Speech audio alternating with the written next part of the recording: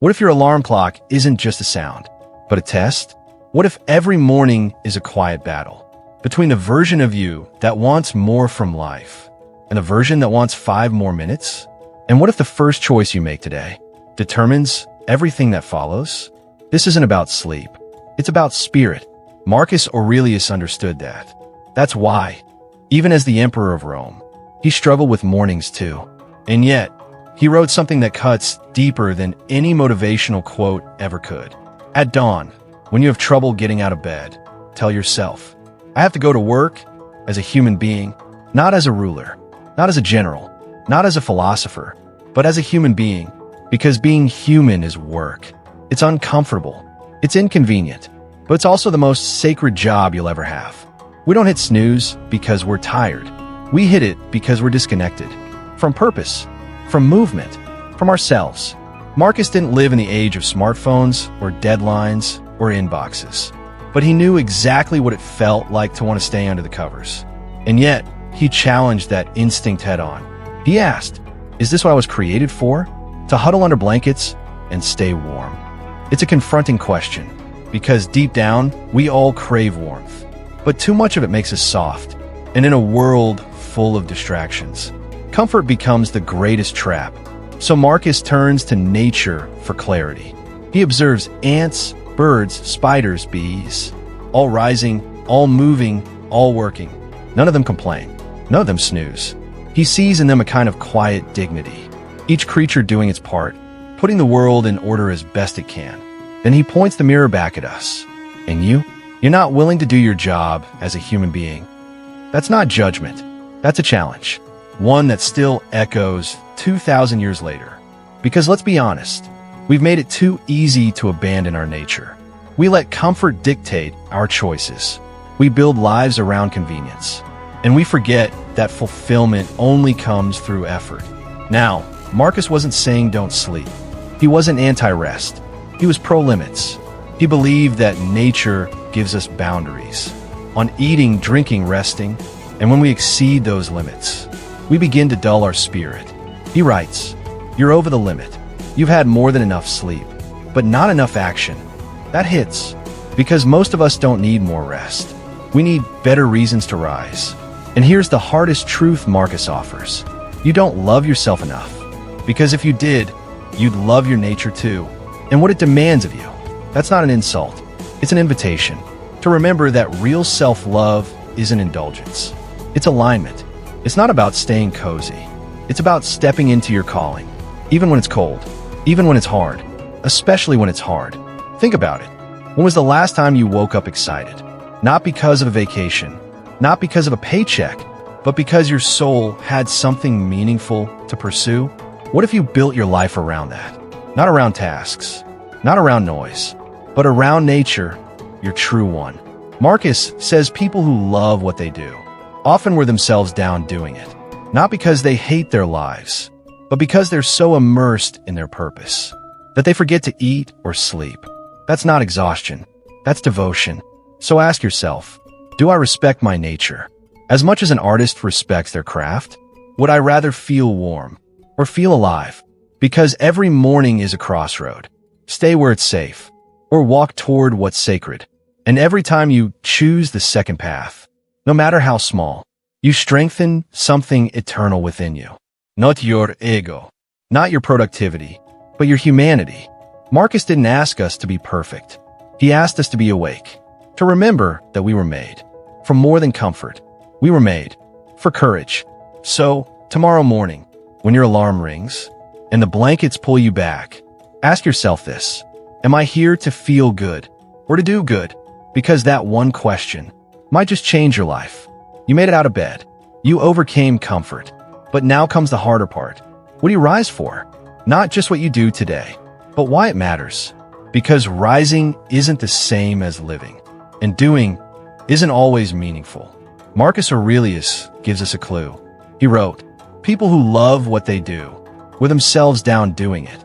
They even forget to wash or eat, not because they're careless, but because they're consumed by purpose. The engraver, the dancer, the poet, also immersed in their craft. They lose track of time, not out of recklessness, but reverence. They don't need reminders. They don't need motivation. They just need space to do what they were born for.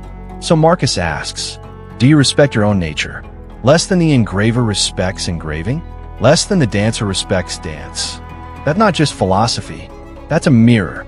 Because we live in a world that respects productivity, but not purpose. That praises busyness, but forgets depth. We reward those who hustle, even if they're running in circles.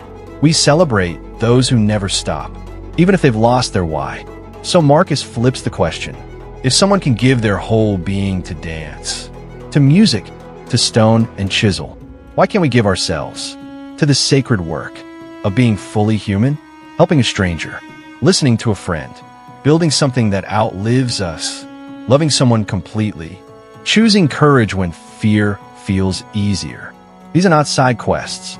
These are the mission, but we treat them like distractions. We say, I'll spend time with my kids when work slows down. I'll check in on my friend when I'm not so busy. I'll be more present after this next deadline. But Marcus reminds us, there is no after. There's only now. And now is where your soul is asking you to show up. You don't need to be on a stage to matter. You don't need applause to live with meaning. You just need to show up fully to the life right in front of you. And when you do, you unlock something deeper than success. You unlock dignity. Marcus saw this clearly. He ruled Rome, but he didn't lose himself in the crown. He didn't confuse his role with his identity. He didn't chase image. He practiced essence. Every act, from writing to leading to simply showing up, was a way of honoring his nature. He didn't perform. He practiced daily, quietly, intentionally. So maybe your real work today isn't on your to-do list. Maybe it's in your tone of voice, in your follow-through, in how you carry yourself when no one is watching. Do you fold the laundry with care? Do you greet the barista with presence? Do you speak with honesty, even when it's uncomfortable? That's the sacred work. The moments where you become more than your resume, more than your goals, more than your ambition. You become a force, grounded, clear, alive, because your nature isn't passive. It's active. It was built to move, to connect, to serve, to build. But we forget. We get numb. We get distracted. So we start living from our calendar instead of from our character. But here's the truth. The size of your impact has nothing to do with the size of your audience, and everything to do with the size of your attention. Your attention is your greatest currency. Where you place it, that's where your life will grow. So ask yourself, if the dancer gives their whole body to rhythm, what will you give to this moment? If the sculptor carves stone for hours, what will you carve into your soul today? Maybe it's presence. Maybe it's forgiveness. Maybe it's listening without needing to reply. None of those things go viral, but they are the things that keep the world intact. And you are part of that world. Whether you lead nations or you just show up for your family, your effort is never invisible. Not to the part of you that watches who you're becoming. So don't aim for impressive. Aim for true. Aim for real. Because meaning doesn't come from what the world gives you. It comes from what you give the world. And that starts with showing up. Fully, quietly, repeatedly, even when it's boring, even when it's hard, especially when it would be easier to quit. That's the work. That's the art. That's the Stoic life. So tomorrow, when you're asked to show up again, not for applause, not for comfort, but for something deeper, will you answer? Because the more you do, the more natural it becomes. Not out of guilt, not out of pressure, but out of alignment. And when that alignment grows, a new obstacle appears. Not fatigue, not laziness, but distraction. Let's meet it head on next. You've faced comfort. You've shown up with purpose. But now, you face the most subtle enemy of all. Distraction. It doesn't roar. It doesn't strike. It whispers. It offers you just 5 more minutes. One more scroll. A tiny detour. And before you know it, a whole life passes. Not wasted in tragedy, but in tiny moments of nothingness. Marcus Aurelius never had a smartphone, but he knew this enemy. He warned, if you're doing what you were made for, let nothing distract you. You don't have time to be distracted by trivial things. And yet, today, trivial things surround us. They fill our pockets, sit on our desks, buzz in our ears, and worse than all of that, They disguise themselves as productive. Notifications, emails, endless scrolling through the lives of others, while you drift further from your own. This is the war Marcus never fought with technology, but he already won it in principle. Because distraction isn't about the tool, it's about the choice. We get distracted not because the world is loud, but because we haven't decided what's worth hearing. Marcus said, ask yourself at every moment, is this necessary? Let that sink in, because most of what we do each day isn't harmful. It's harmlessly meaningless, and it adds up. Each click, each scroll, each impulse, they steal the most precious thing you have, your presence. But here's the Stoic truth. No one can steal your focus unless you give it away. You're not the victim of your screen. You're the gatekeeper of your attention. And attention is the birthplace of your life. What you focus on grows. What you ignore withers. So ask yourself, is what I'm giving my energy to worth the life it costs me? Because that's what every distraction is. A small tax on your time, your growth, your peace. Marcus had no apps to delete, no airplane mode, no screen limits, but he still had to deal with the noise, the gossip of courtiers, the pressure of power, the constant pull of ego. He silenced it not with technology, but with training.